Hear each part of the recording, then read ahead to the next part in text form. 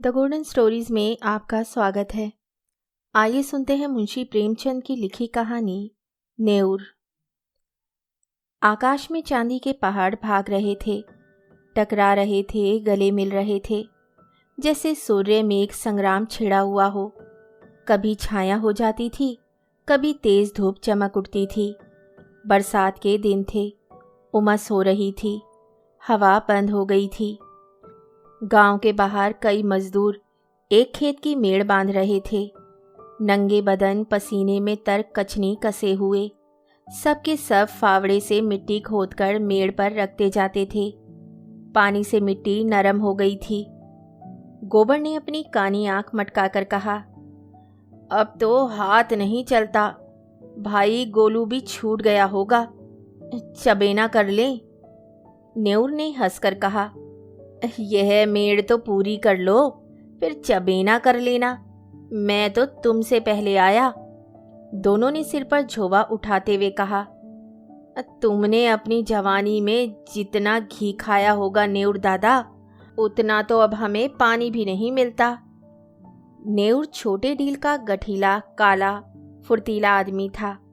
उम्र 50 से ऊपर थी, मगर अच्छे अच्छे नौजवान उसके बराबर मेहनत ना कर सकते थे। अभी 2-3 साल पहले तक कुश्ती लड़ना छोड़ दिया था। गोबर, तुमसे तम्बाकू पिए बिना कैसे रहा जाता है नेउर दादा?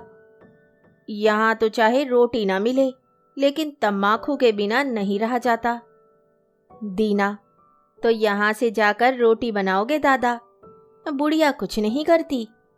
हमसे तो दादा ऐसी मेहरिया से एक दिन ना पटे। नेउर के पिचक खिचड़ी मूछों से ढके मुख पर हास्य की सीमत रेखा चमक उठी, जिसने उसकी कुरूपता को भी सुंदर बना दिया। बोला, जवानी तो उसी के साथ कटी है बेटा, अब उससे कोई काम नहीं होता तो क्या करूं? गोबर, तुमने उसे सिर चढ़ा रखा है दादा, नहीं तो काम क्यों ना करती? मजे से खाट पर बैठी चिलम पीती रहती है और सारे गांव से लड़ा करती है। तुम बूढ़े हो गए, लेकिन वह तो अब भी जवान बनी है। दीना, जवान औरत उसकी क्या बराबरी करेगी? सिंदूर, टिकुली, काजल, मेहंदी में तो उसका मन बसता है। बिना किनारदार रंगीन धोती के उसे कभी वो देखा ही नहीं। उस पर गहनों से भी जी नहीं भरता। तुम गऊ हो, इससे निभा हो जाता है, नहीं तो अब तक गली गली ठोकरे खाती होती। गोबर, मुझे तो उसके बनाव सिंगार पर गुस्सा आता है। काम कुछ करेगी नहीं, पर खाने पहनने को अच्छा चाहिए। नेउर, तुम क्या जानो बेटा, जब वह आई थी तो मेरे घर 7 हल की खेती होती थी, रानी बनी बैठी रहती थी वह। जमाना बदल गया तो क्या हुआ, उसका मन तो वही है। घड़ी भर चूल्हे के सामने बैठ जाती है तो आंखें लाल हो जाती हैं और मूड थाम कर पड़ जाती है। मुझसे तो यह नहीं देखा जाता। इसी दिन रात के लिए तो आदमी शादी ब्याह करता है, और इसमें क्या रखा है? यहाँ से जाकर रोटी बनाऊंगा, पानी लाऊंगा, तब 2 कोर खाएगी, नहीं तो मुझे क्या था, तुम्हारी तरह 4 फंकी मारकर 1 लोटा पानी पी लेता। जब से बिटिया मर गई, तब से तो वह और भी लस्त हो गई। ये बड़ा भारी धक्का लगा। माँ की ममता हम तुम क्या समझेंगे बेटा। पहले तो कभी कभी डांट भी देता था, अब किस मुंह से डांटूं? दीना, तुम कल पेड़ काहे को चढ़े थे? अभी गूलर कौन पकी है?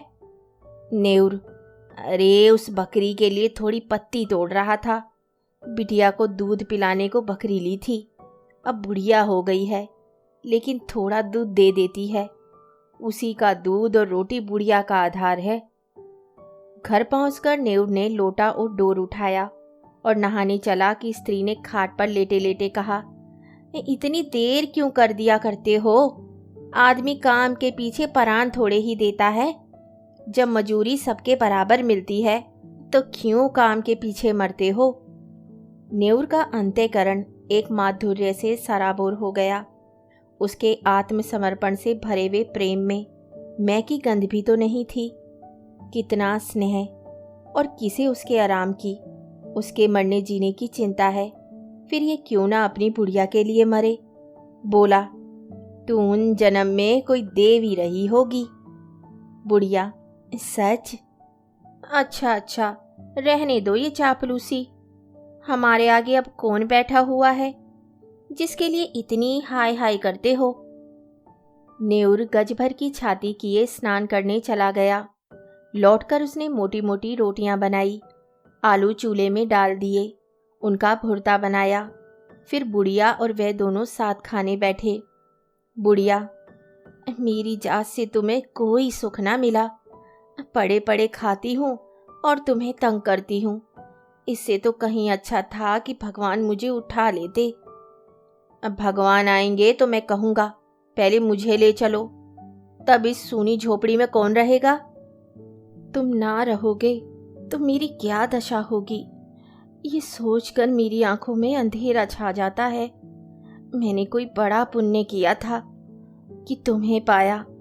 किसी और के साथ मेरा भला क्या निभा होता। ऐसे मीठे संतोष के लिए नेयूर क्या नहीं कर डालना चाहता था। आलसिन, लोभिन, स्वार्थिन बुढ़िया अपनी जीभ पर केवल मिठास रखकर नेयूर को नचाती थी, जैसे कोई शिकारी कटिये में चारा लगाकर मछली को खिलाता है।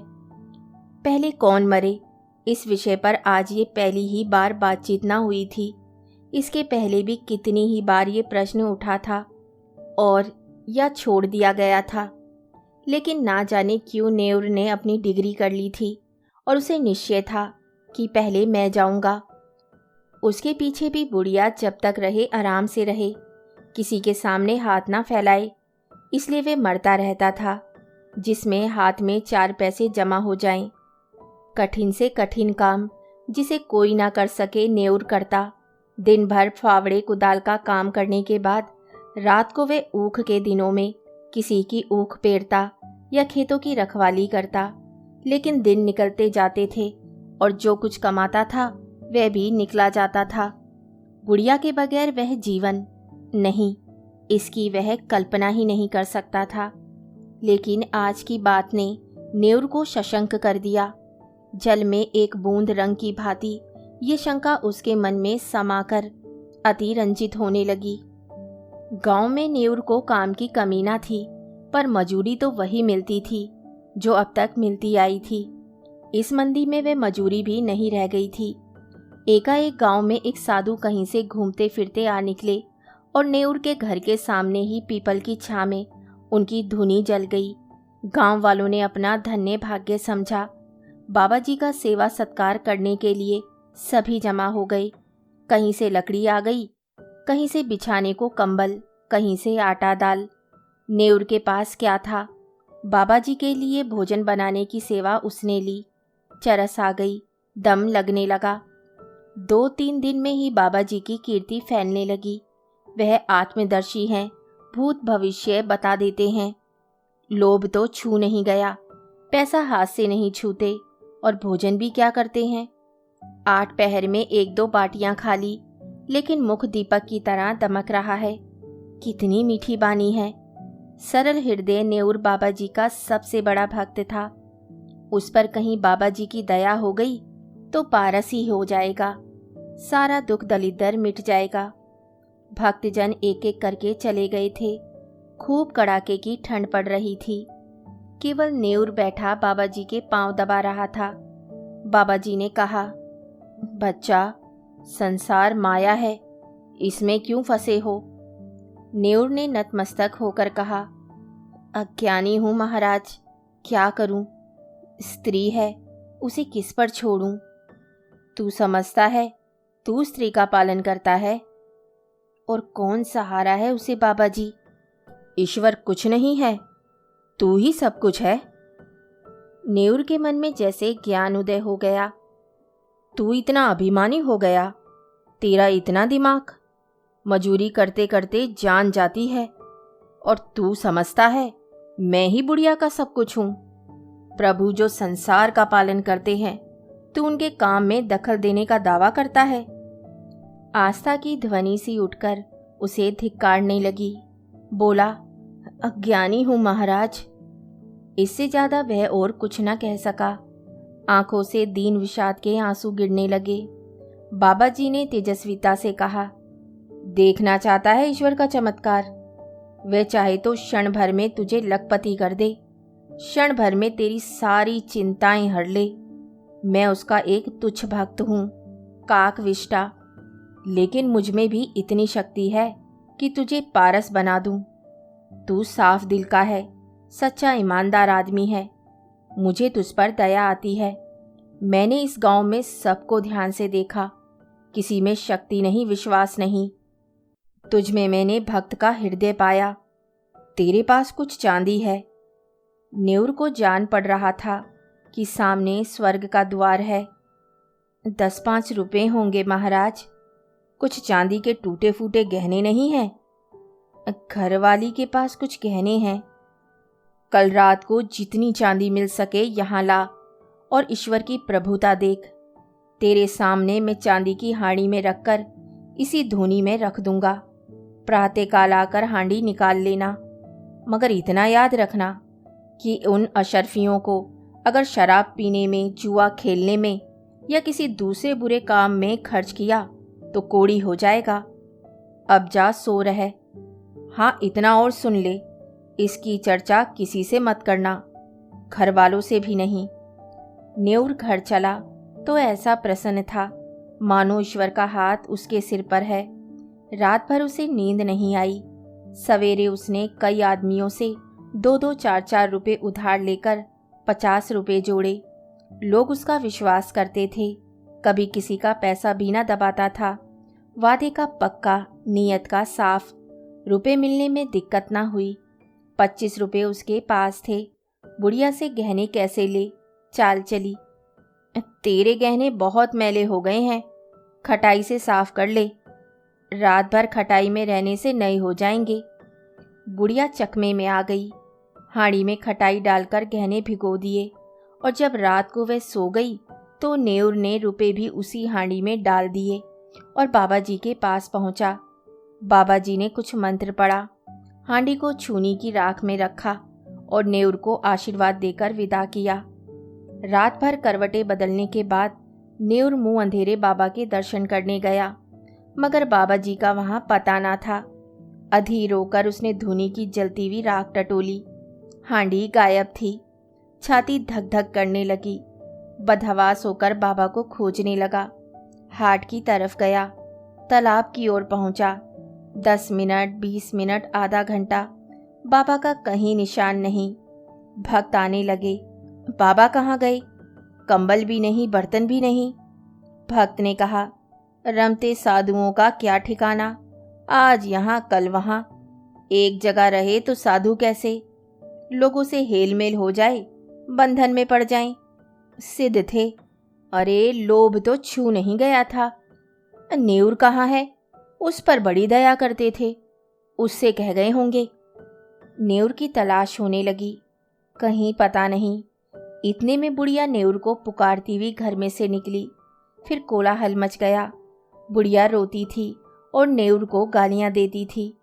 नेउर खेतों की मेड़ों से बेतहाशा भागता चला जाता था, मानो उस पापी संसार से निकल जाएगा।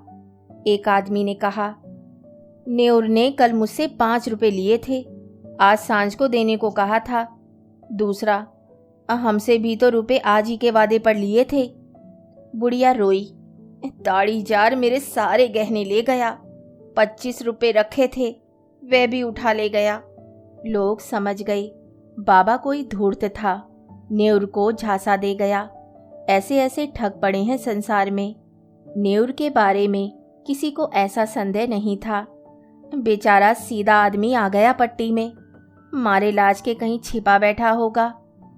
3 महीने गुजर गए। काशीपुर नदी के किनारे एक पहाड़ी टीला है, उसी पर कई दिन से एक साधु ने अपना आसन जमाया है। नाटे कद का आदमी है, काले तवे का सा रंग, देह गठी हुई। यह नेउर है जो साधु वेश में दुनिया को धोखा दे रहा है। वही सरल निष्कपट नेउर है जिसने कभी पराये माल की ओर आंख नहीं उठाई। जो पसीने की रोटी खाकर मग्न था। घर की, गांव की और बुढ़िया की याद एक क्षण भी उसे नहीं भूलती। इस जीवन में फिर कोई दिन आएगा कि वह अपने घर पहुंचेगा और फिर उस संसार में हंसता खेलता अपनी छोटी छोटी चिंताओं और छोटी छोटी आशाओं के बीच आनंद से रहेगा। वह जीवन कितना सुखमय था। जितने थे सब अपने थे, सभी आदर करते थे, सहानुभूति रखते थे। दिन भर की मजूरी, थोड़ा सा अनाज या थोड़े से पैसे लेकर घर आता था तो बुढ़िया कितने मीठे स्नेह से उसका स्वागत करती थी। वह सारी मेहनत, सारी थकावट जैसे उस मिठास में सनकर और मीठी हो जाती थी। हाय वे दिन फिर कब आएंगे। ना जाने बुढ़िया कैसे रहती होगी। कौन उसे पकाकर खिलाएगा। घर में पैसा भी तो नहीं छोड़ा, गहने तक डुबा दिए। तब उसे क्रोध आता कि उस बाबा को पा जाए तो कच्चा ही खा जाए। हाय लोभ, लोभ। उनके अनन्य भक्तों में एक सुंदरी युवती भी थी जिसके पति ने उसे त्याग दिया था। उसका बाप फौजी पेंशनर था। एक पढ़े लिखे आदमी से लड़की का विवाह किया, लेकिन लड़का माँ के कहने में था और युवती की अपनी सास से ना पड़ती। वह चाहती थी कि शौहर के साथ सास से अलग रहे। शौहर अपनी माँ से अलग होने पर राजी ना हुआ। वह रूठ कर मैके चली आई। तब से 3 साल हो गए थे और ससुराल से एक बार भी बुलावा ना आया, न पति देव ही आए। युवती किसी तरह पति को अपने वश में कर लेना चाहती थी। महात्माओं के जरिए पति को अपने वश में कर लेना चाहती थी। महात्माओं के लिए किसी का दिल फेर देना ऐसा क्या मुश्किल है। हाँ, उनकी दया चाहिए। एक दिन उसने एकांत में बाबा जी से अपनी विपत्ति कह सुनाई। नेउर को जिस शिकार की टोह थी वे आज मिलता हुआ जान पड़ा। गंभीर भाव से बोला, बेटी, मैं ना सिद्ध हूँ ना महात्मा, ना मैं संसार के झमेलों में पड़ता हूँ, पर तेरी श्रद्धा और प्रेम देखकर तुझ पर दया आती है। भगवान ने चाहा तो तेरा मनोरथ पूरा हो जाएगा। आप समर्थ हैं और मुझे आपके ऊपर विश्वास है। भगवान की जो इच्छा होगी वही होगा। इस अभागने की डोगी आपके हाथ में है। आप जो चाहेंगे वही होगा। मेरे भगवान आप ही हैं। नेउर ने मानो धर्म संकट में पड़कर कहा, लेकिन बेटी, उस काम में बड़ा अनुष्ठान करना पड़ेगा और अनुष्ठान में सैकड़ों हजारों का खर्च है। उस पर भी तेरा काम सिद्ध होगा या नहीं, यह मैं नहीं कह सकता। हाँ, मुझसे जो कुछ हो सकेगा वह मैं कर दूंगा, पर सब कुछ भगवान के हाथ में है। मैं माया को हाथ से नहीं छूता, लेकिन तेरा दुख नहीं देखा जाता। उसी रात को युवती ने अपने सोने के गहनों की पिटारी लाकर बाबा जी के चरणों पर रख दी। बाबा जी ने कांपते हुए हाथों से पिटारी खोली और चंद्रमा के उज्जवल प्रकाश में आभूषणों को देखा। उनकी आंखें झपक गई। यह सारी माया उनकी है। वह उनके सामने हाथ बांधे खड़ी कह रही है, मुझे अंगीकार कीजिए। कुछ भी तो नहीं करना है, केवल पिटारी लेकर अपने सिराने रख लेना है और युवती को आशीर्वाद देकर विदा कर देना है।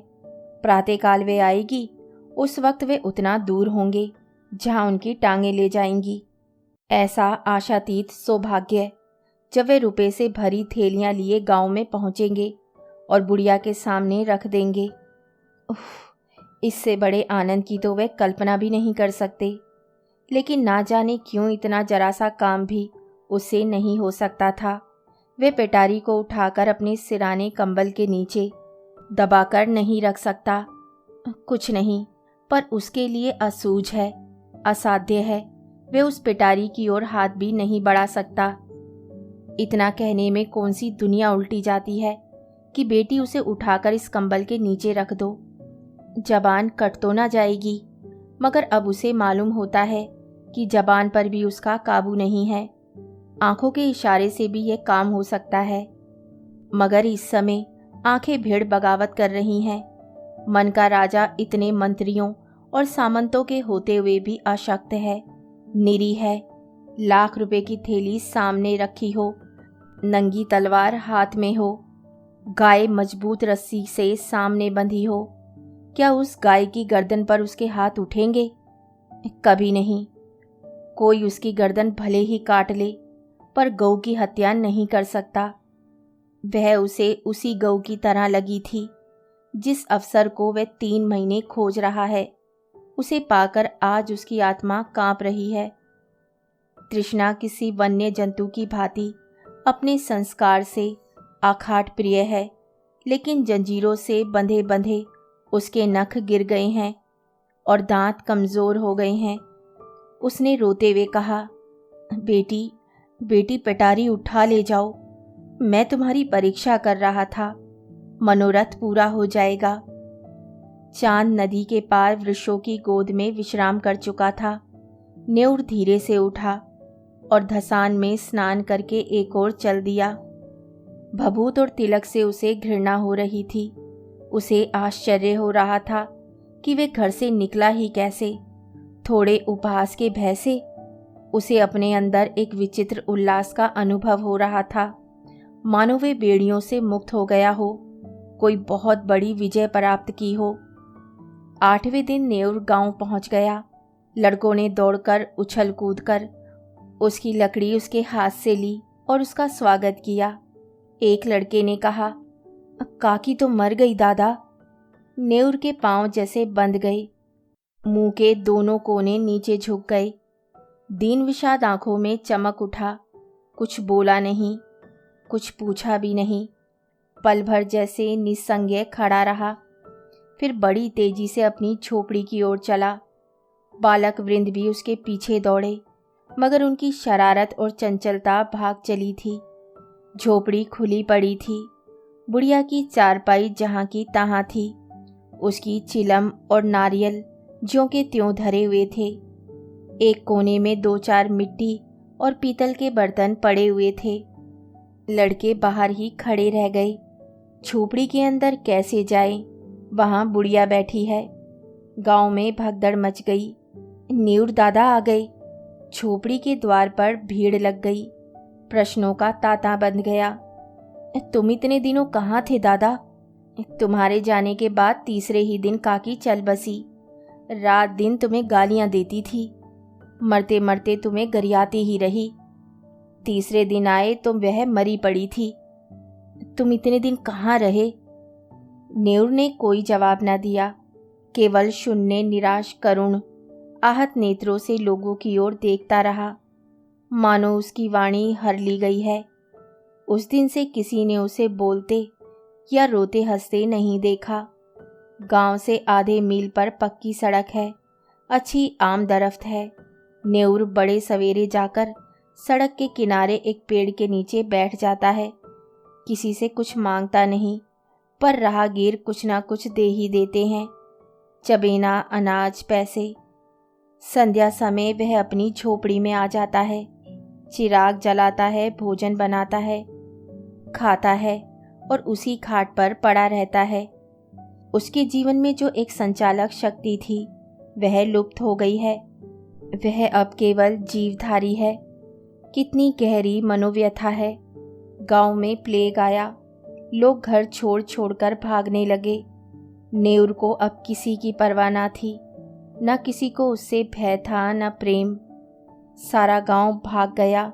नेउर अपनी झोपड़ी से ना निकला और आज भी वे उसी पेड़ के नीचे सड़क के किनारे उसी तरह मौन बैठा हुआ नजर आता है, निश्चेष्ट, निर्जीव।